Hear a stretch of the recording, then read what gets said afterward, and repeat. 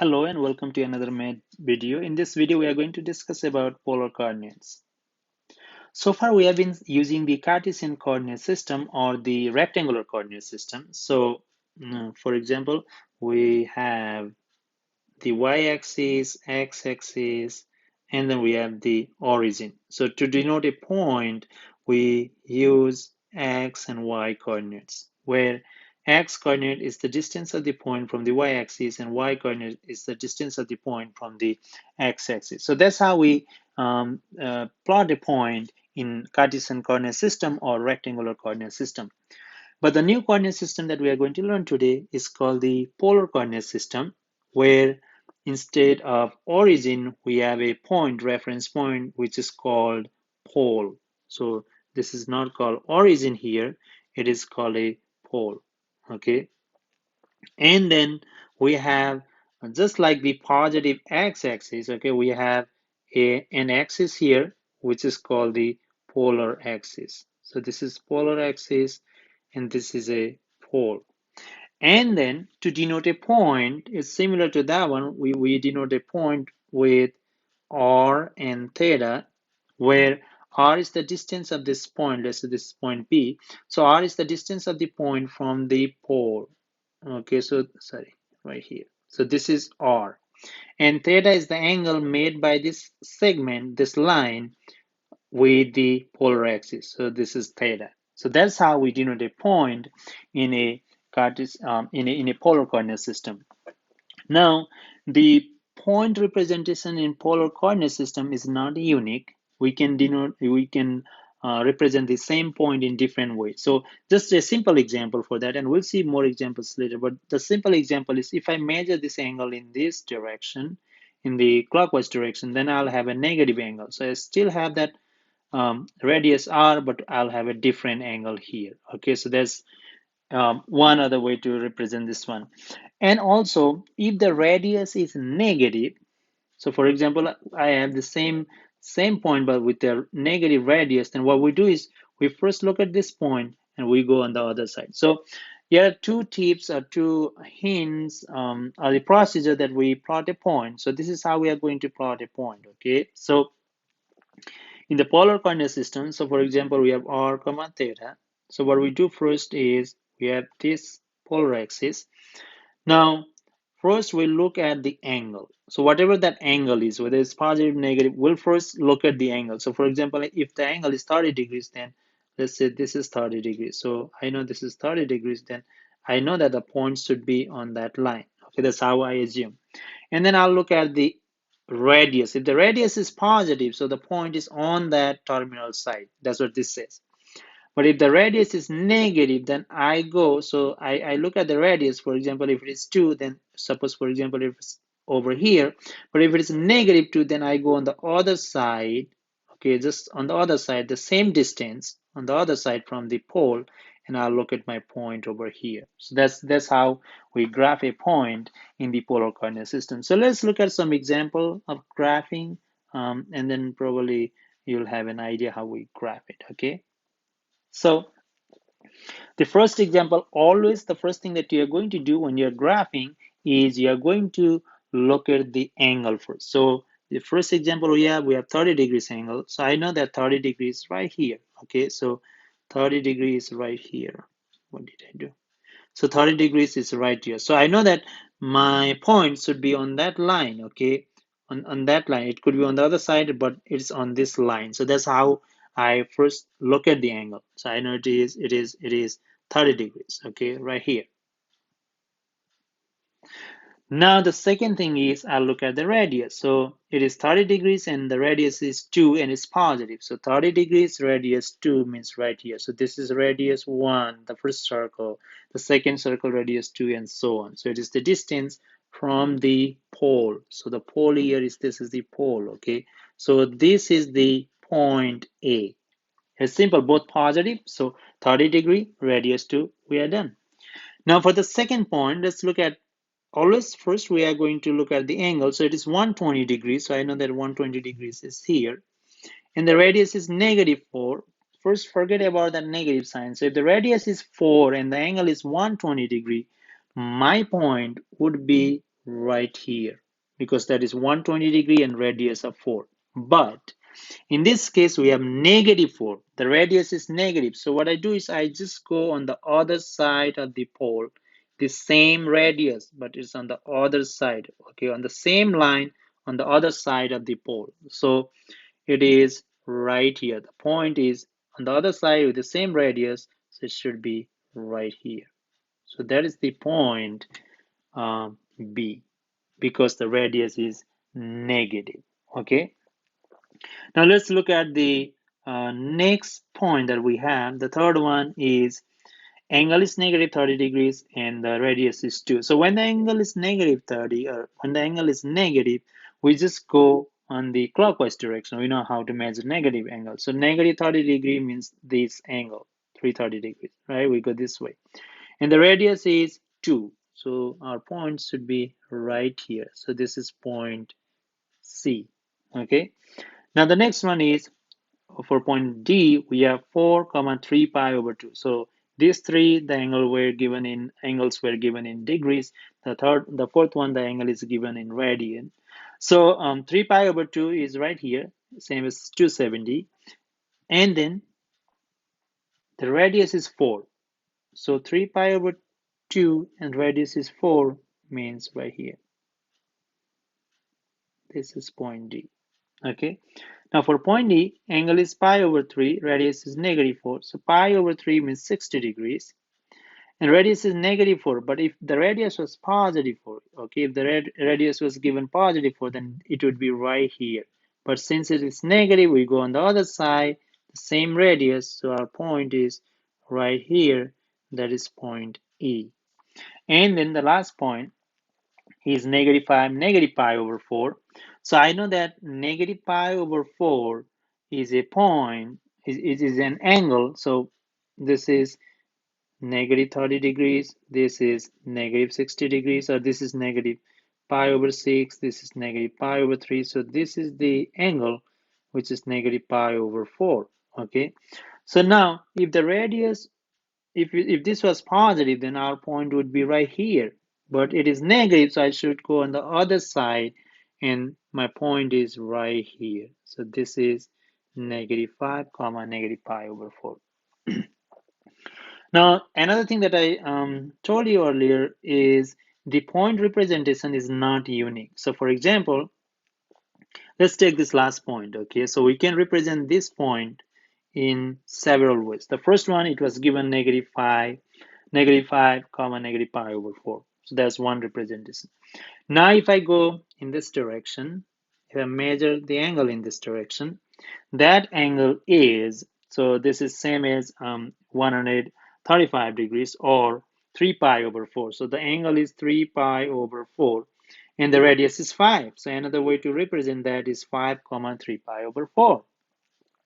Or if I go in this direction and go to that angle, okay, so that angle, if I go this way, then that angle would be 5 pi over 4, okay.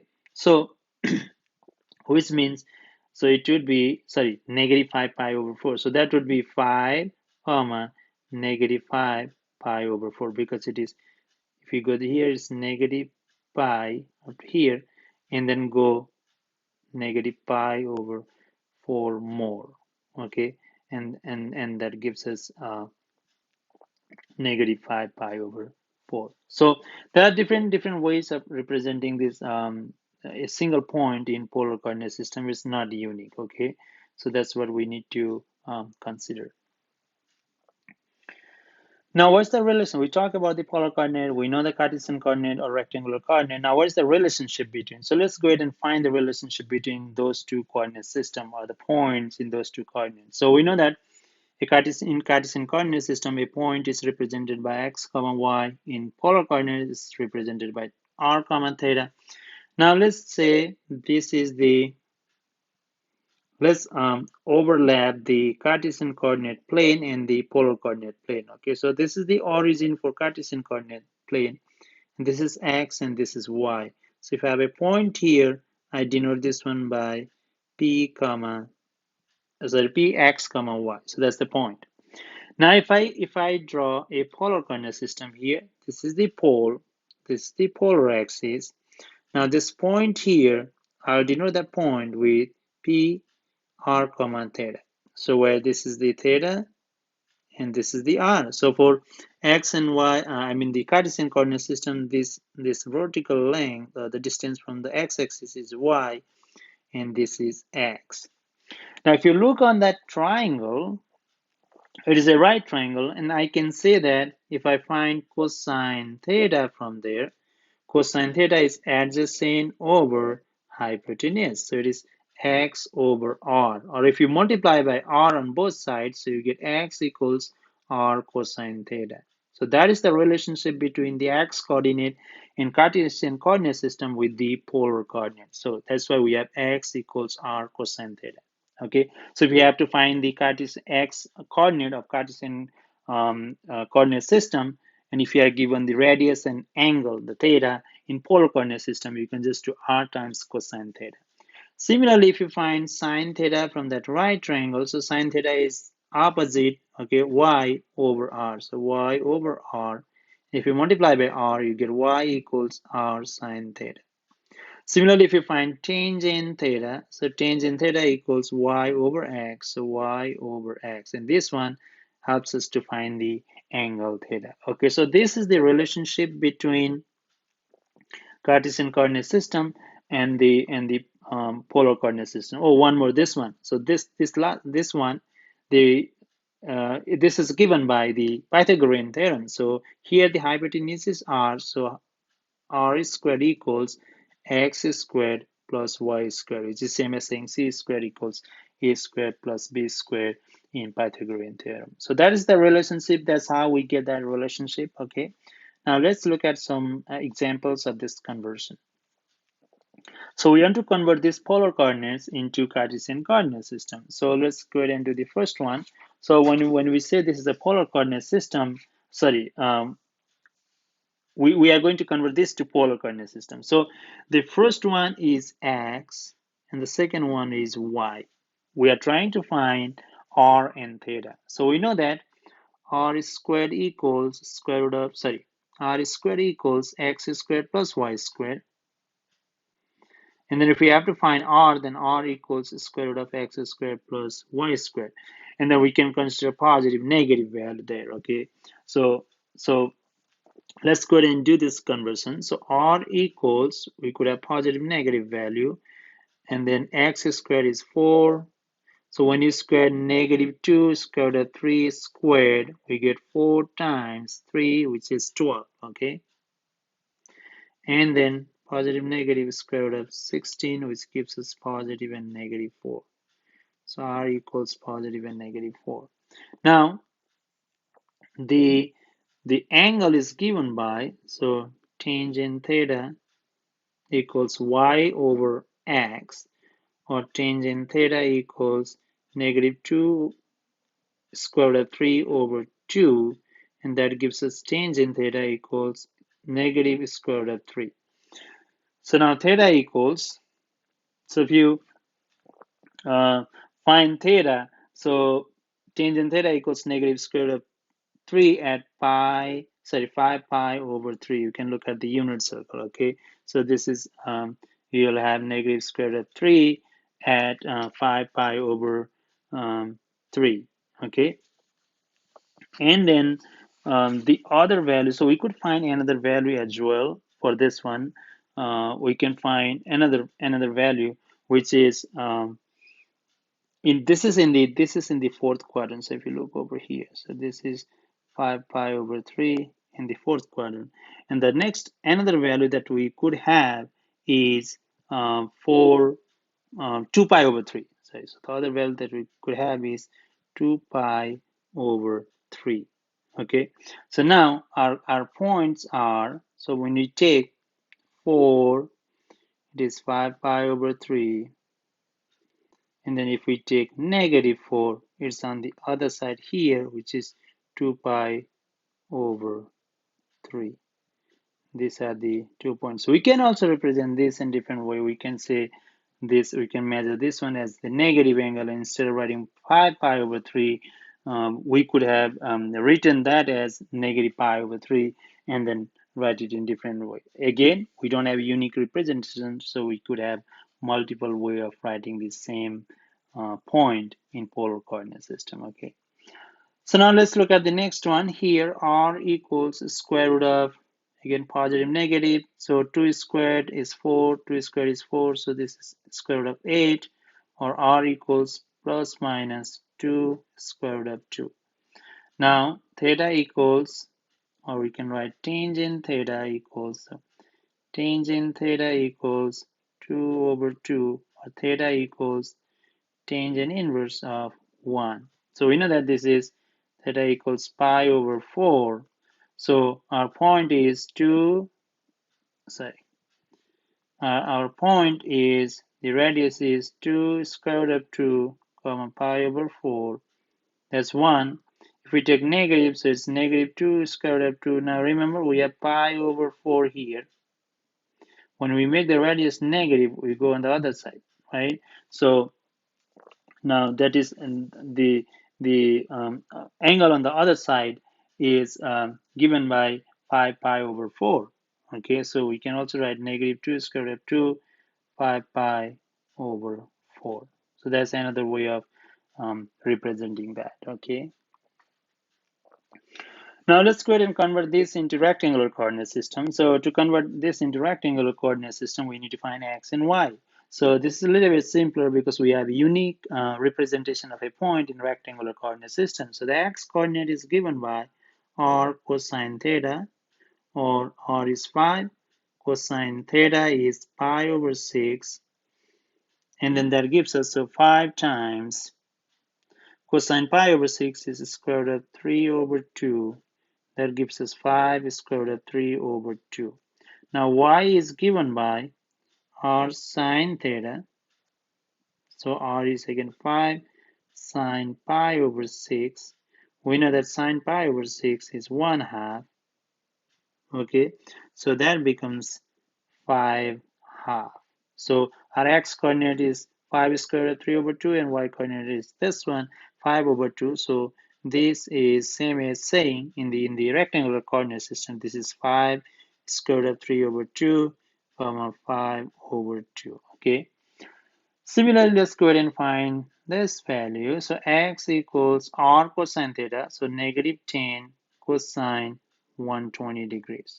So this equals negative 10 cosine 120 degrees is negative 1 half. So this gives us 5.